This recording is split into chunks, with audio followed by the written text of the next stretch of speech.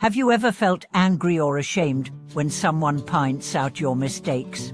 Do you tend to defend yourself, evade responsibility, or even lash out when confronted with your flaws? Do you sometimes use emotions to cover deep inner shame, only to blame yourself quietly when alone at night?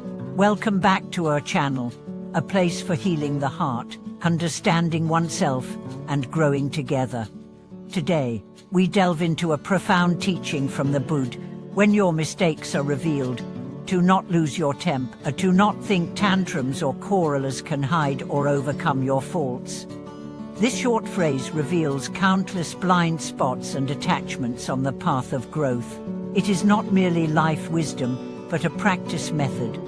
Many mistakenly think spiritual practice means chanting sutras, bowing, and meditating. But true practice often begins at the moment when your mistakes are exposed. How do you see yourself? Can you honestly face your spiritual stains? Are you willing to confront them sincerely? This is the true test of one's cultivation.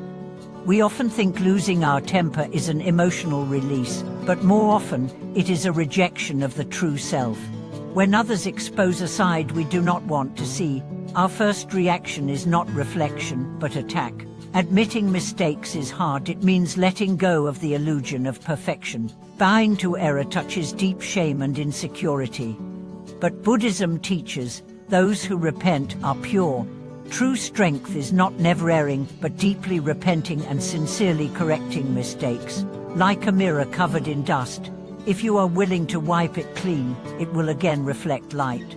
The more you refuse to admit error, the more pain you feel because you expend great energy maintaining it. No error facade. You must constantly convince others, I am right, and yourself, I am right. Eventually, you live in a world of lies and fear. The Buddha does not ask us to be perfect but to be genuine. Genuine means when flaws are seen, you do not deny yourself. When exposed, you do not evade, hide, or pretend. With a sincere heart, you face your imperfections. A lay practitioner once studied Buddhism for years, believing he was advanced in practice. Once, he accidentally said something hurtful to a fellow disciple and exploded in anger when others pointed it out, even wanting to leave the temple. He could not accept. I was wrong. Later, calm reflection made him realize he was not angry at others but at his true self. That moment revealed the Buddha's teaching's essence. Don't think losing your temper can cover mistakes. Anger cannot conceal truth. Shouting cannot change facts. The more you use emotion to cover problems, the deeper they root. The more you defend yourself, the more you reveal you know the truth inside. On the spiritual path, sometimes the hardest practice is not chanting or meditation but humility and surrender. It is not sitting silently for an hour, but bowing for 1 minute before your faults. This is taming the mind. Can you submit to truth, kneel before your mistakes, and sincerely apologize to those harmed? Not just uttering sorry, but deeply seeing the harmful self arises from greed, hatred, and ignorance because you have not transformed inner afflictions. An old monk said, practice is not about others but about yourself, not about what others do, but about how you react. When others speak unpleasant words, is your first reaction anger? Then ask yourself, why am I so easily triggered? Maybe you are not angry at the words but at the imperfection those words expose in you. Have you tried, when criticized, to pause 3 seconds before replying, chewing on their words? You may find they are not completely unreasonable. You may perceive your resistance and evasion. You may find a chance to grow.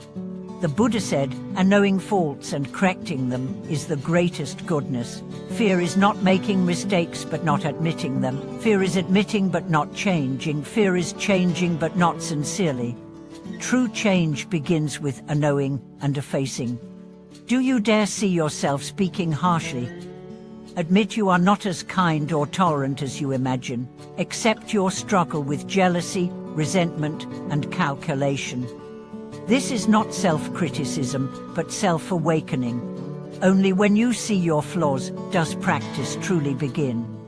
May you realize being pointed out is not humiliation but opportunity. May you see anger is weakness, not strength. May you know evading faults betrays growth. May you breathe deeply when criticized and think, perhaps this is the Buddha guiding me to see my blind spots. May you transform anger into. Thank you for watching this video. Please share your stories and insights below.